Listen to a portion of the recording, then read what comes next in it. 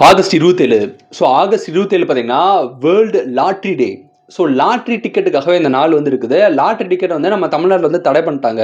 ஆனாலும் வெளிநாடுகள்ல பார்த்தீங்கன்னா, இந்த லாட்டரி டிக்கெட் வந்து ரொம்பவே செலிப்ரேட் பண்றாங்க.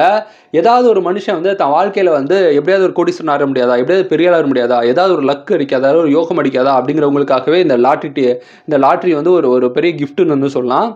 நெறைய பேர் சாதாரண மனுஷங்க வந்து உலகம் பூரா பார்த்தீங்கன்னா, லாட்டரி டிக்கெட் அடிச்சு பெரிய ஆளானவனும் இருக்காங்க. ஒண்ணுமே இல்லாம போனவங்களும் இருக்காங்க.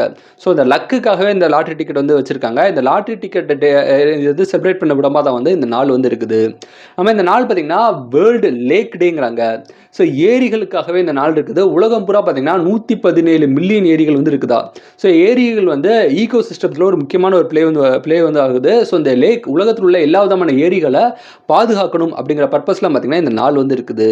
ஆமா, இந்த நாள் பார்த்தீங்கன்னா, வேர்ல்டு ராக் பேப்பர் சிசர் டே, ஸ்டோன் பேப்பர் சிசர்ன்னு சொல்லுவோம். அந்த கேமுக்காகவே இந்த நாள் வந்து இருக்கு. இது பார்த்தீங்கன்னா ஒரு ஹேண்ட் கேமு.